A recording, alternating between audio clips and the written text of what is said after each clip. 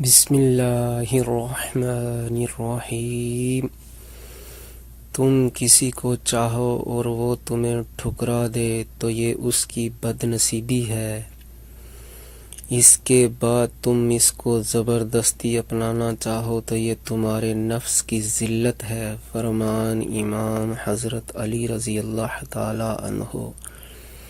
تم کسی کو چاہو اور وہ تمہیں ٹھکرا دے تو یہ اس کی بد نصیبی ہے، اس کے بعد تم اس کو زبردستی اپنانا چاہو تو یہ تمہارے نفس کی ذلت ہے۔ فرمان امام حضرت علی رضی اللہ تعالی عنہ۔